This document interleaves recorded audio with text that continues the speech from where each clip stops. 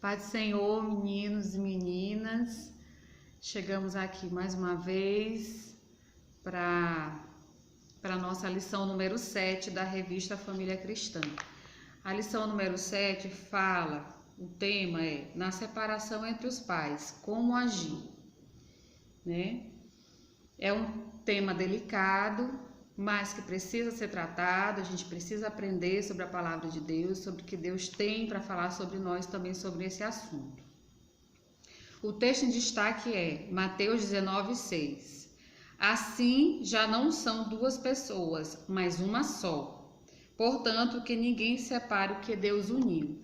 Desde o início, desde a primeira lição, a gente vem falando sobre o que é a união, qual é o plano de Deus para a família, o que Deus tem para fazer na vida de cada um de nós. E desde o início a gente vem falando que Deus fez o homem e a mulher e fez os dois para se tornarem uma só carne.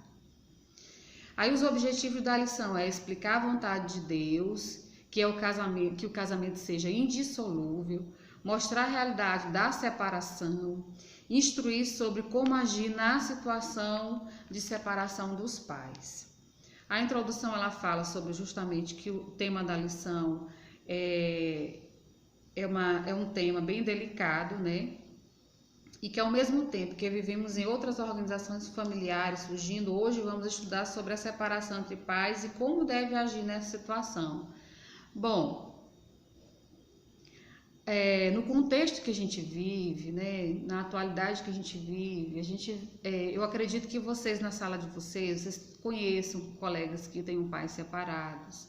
Dentro da igreja existem, né, hoje adolescentes que vivem num contexto de pais separados, que já vivem em outro relacionamento. E hoje a gente vai aprender um pouco sobre isso. Como agir, né? O tema ele já começa assim com a pergunta: como agir? O que fazer? O primeiro tópico é entendendo a vontade de Deus para a família. Qual é a vontade de Deus para a família? Que, como vimos em as lições anteriores que eu já falei, o chamado do homem a se unir a uma mulher e formar com ela uma única pessoa. Isso está lá em Gênesis 12:24. Isso não foi feito por coincidência, não foi por acidente, não. Eu lembro que lá na primeira lição eu falei para vocês, Adão estava só, colocou o nome nos animais, procurou entre os animais alguém, não encontrou, então Deus criou a mulher, criou Eva da costela de Adão. E ele fez isso com um propósito, de que os dois se tornassem um, os dois se completassem. E esse plano de Deus não mudou, ele continua o mesmo. E em momento nenhum Deus disse assim, olha, se não der certo vocês dois, tenta de uma outra forma, vê se dá de outro jeito. Em momento nenhum Deus disse isso. Ele disse foi que eles seriam uma só carne. Continuando assim, já não são duas pessoas, mas uma só. Portanto, que ninguém separe o que Deus uniu. Está escrito em Mateus 19:6, que a gente já acabou de ler. A vontade de Deus para um casal é que não haja separação. E mais, como pode uma única pessoa ser dividida em duas, sem perder a vida? Tem até uma dinâmica que se cola duas folhas assim, e aí quando se cola, né, se torna uma só, e quando tenta separar uma folha da outra, a gente não consegue. À medida que vai separando, essa folha vai rasgando. Essa ilustração mostra a realidade. E é isso que a gente vai falar hoje. A realidade de uma separação, né?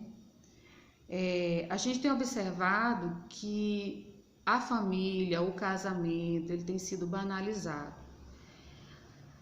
Na época dos meus pais, a gente quase não via divórcio. Na minha época, na minha geração, a gente já começou a vivenciar um pouco de divórcio. Na geração de vocês, muito mais. Até leis foram criadas para facilitar o divórcio.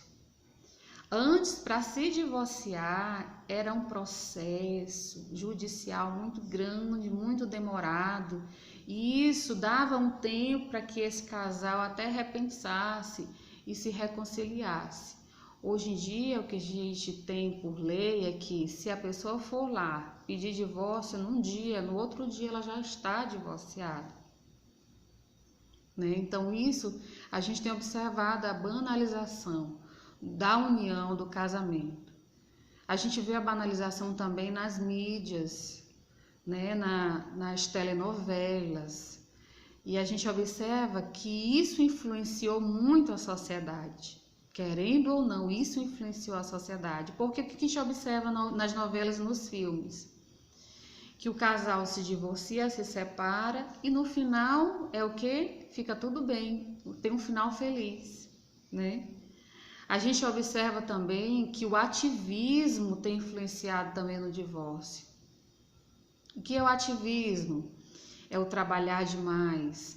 O marido vive para trabalhar, a esposa vive para trabalhar, os filhos ficam só em casa com o empregado. Mas o importante é que eu estou botando a comida dentro de casa, estou dando sustento, né? A gente observa, mas aí o convívio, o que acontece? Que o pai fica tanto tempo fora de casa trabalhando, convivendo mais com outras pessoas, a mãe vive mais tempo fora de casa trabalhando, convivendo com outras pessoas, quando chega em casa cansado, já não convivem mais juntos, já se acham estranhos, já acham mais próximas pessoas com quem eles trabalham do que a própria esposa ou o marido ou até os filhos. E isso vai causando distanciamento do casal. Quando vai se perceber, o casamento já está em crise, já está em dificuldade, né? Então, tudo isso a gente observa que vem acontecendo nos nossos dias. Mas nós, como servos do Senhor, vivemos à base da luz da palavra de Deus, né? E o que é a vontade do Senhor é que os dois se tornem um. E aquilo que Deus uniu, o homem não separe. Tá bom. Aí o segundo tópico, compreendendo a realidade da separação. O que diz a lição? Os casos de separação na família têm aumentado em nossa sociedade. Existe um dado do IBGE de 2018 que para cada 3 casamentos há um divórcio. Ou seja, dos 3, só 2 permanecem casados, o outro casal se divorcia. Inclusive no meio evangélico, a gente tem observado. Em algumas igrejas já é até permitido isso. Antes, até a igreja católica, apostólica, romana, ela não permitia o divórcio e ela nem dava comunhão, que é a hóstiazinha, né? Com esse último papa, com esse papa que tem hoje, ele já dá a hóstia, ele já permitiu isso, que é a comunhão que eles chamam, né? Então, parece assim que o mundo está entrando dentro da igreja e tudo está se tornando relativo, né? O que era errado está se tornando certo, o certo está se tornando errado e a gente tem que estar vigilante em relação a isso. Porque nós não podemos nos conformar com este mundo, como está escrito lá em Romanos 12, capítulo 12, versículo 2. Por um lado, nossa sociedade começa a deixar de lado o conceito de família. Por outro, dentro do meio evangélico, vemos um crescimento do egoísmo, do reflexo, do imediatismo até mesmo, para a tomada de decisões tão críticas sem pensar, sem levar em consideração o contexto familiar. O princípio de tudo é o egoísmo. Eu me casar para ser feliz. Eu me casar para que a minha vontade seja realizada. Eu me casar e tudo dá certo naquela hora. É essa compreensão do que a gente está vivendo hoje. Se não está dando certo, é melhor separar. Se eu não estou feliz, é melhor separar.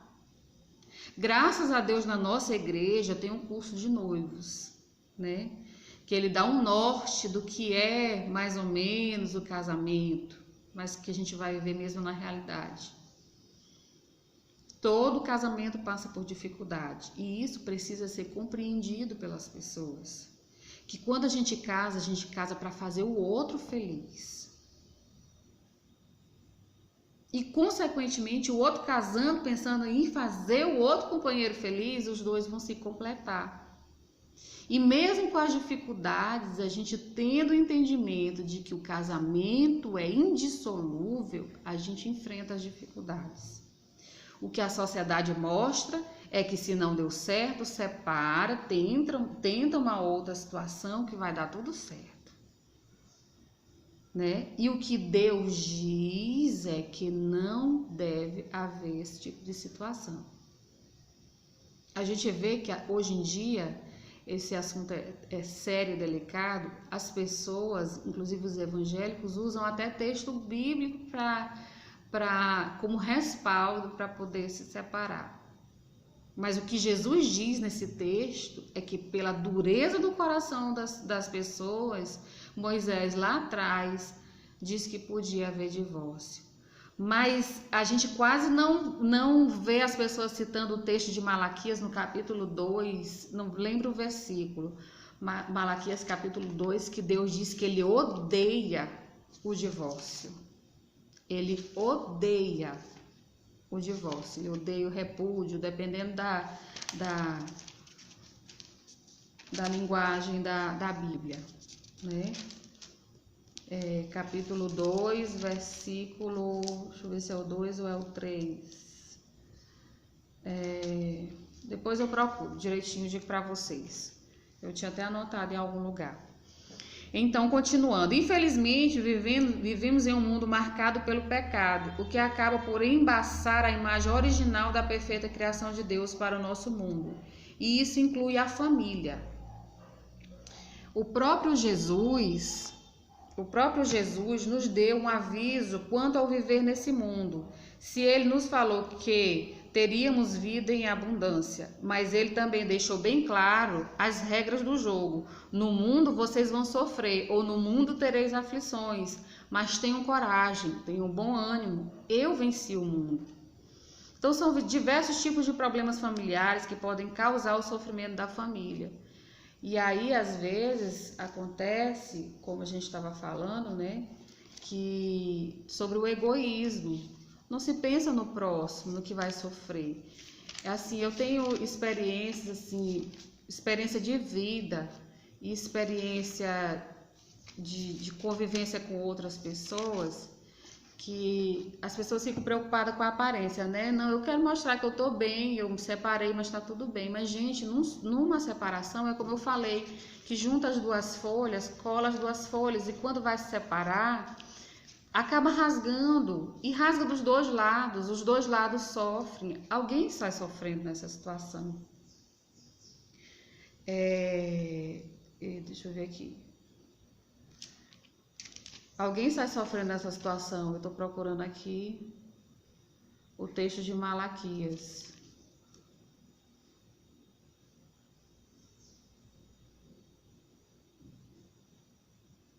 Aqui, ó. Malaquias 2,16. Porque o Senhor, Deus de Israel, diz que odeia o divórcio e aquele que encobre com violência a sua veste.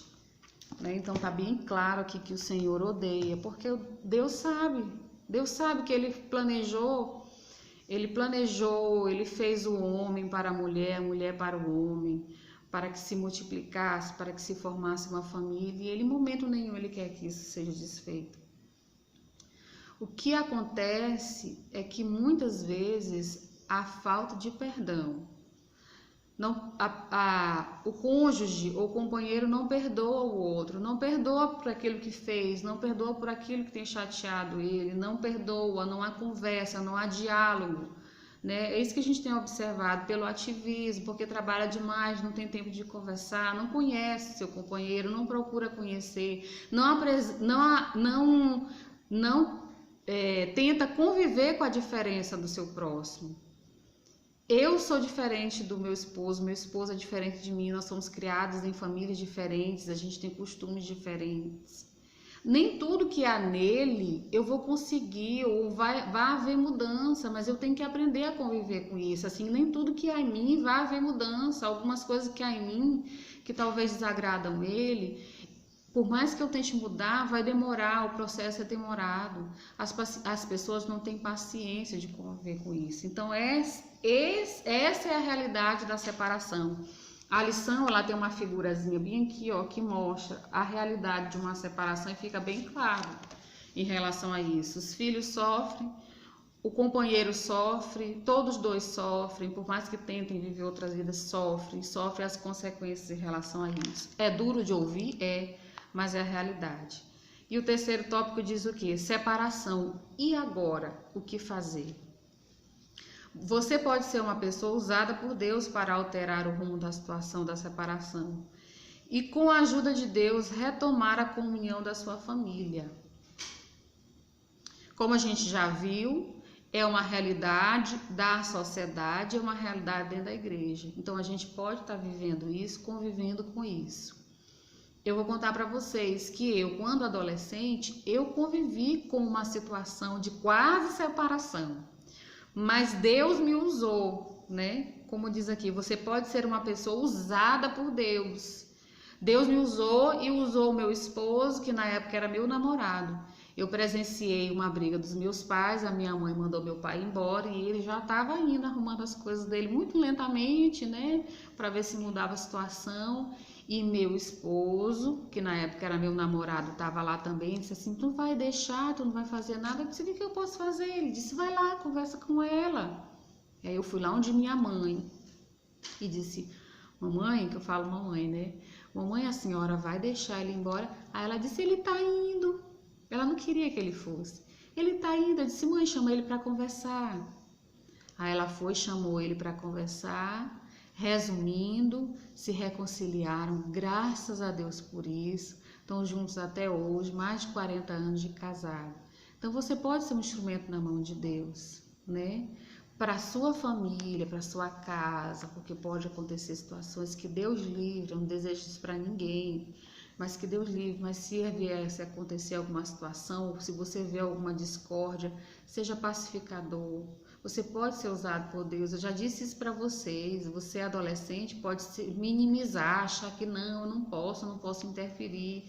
Você pode ser usado por Deus para a reconciliação dos seus pais, dos pais de alguém que vocês conhecem da família, dos pais de alguém que vocês conhecem, algum amiguinho de vocês. Vocês podem ser usados. Existem 3 atitudes que devem ser tomadas. A primeira, orar.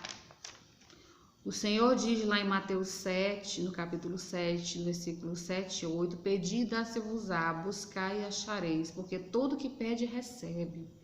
Ore, peça a Deus, que Deus vai dar uma saída, vai dar vai trazer a restauração, a paz à sua casa. Segundo, honre seus pais no Senhor. Você honrando os seus pais, eles vão ver Cristo na vida de vocês. E a situação pode mudar. E entregue ao Senhor. Lá em Salmos 37, 5. Confia no Senhor, entregue a Ele. E tudo Ele fará. Deixe Deus lhe usar. Não fique pensando que Deus não pode usar você porque você é um adolescente. Ah, tia, mas já aconteceu. Não tem mais. Não tem mais como haver reconciliação. Confie no Senhor, entregue que Deus está no controle de todas as coisas. E olhe para frente, para a sua vida. Ore para que Deus lhe dê estrutura emocional para conviver com tudo que está acontecendo ou com tudo que já se consolidou. Ore a Deus para que Deus lhe dê porque vocês... Se só o Senhor voltar hoje ou voltar antes de tudo isso, que pode acontecer porque a gente está vivendo, né, um momento da volta iminente de Cristo a qualquer momento. Mas se até lá o Senhor não tiver voltado, o Senhor lhe der um companheiro, uma companheira, peça a Deus que esse casamento seja para sempre, que não haja separação. E concluindo, a lição diz que o coração disposto a ouvir e a perdoar, orando e buscando, ele traz um reflexo de amor de Deus. E também fala lá em Provérbios 15:1 que a resposta delicada acalma o furor, mas a palavra dura aumenta a raiva. É a mesma situação. Seja usado por Deus com a palavra branda e ela vai acalmar o furor. Seja um pacificador e não alguém que incentiva a briga do outro. Amém? Que Deus abençoe cada um de vocês. Um beijo. Fique na paz do Senhor e que essa palavra seja edificante na vida de cada um de nós, tá? Beijo.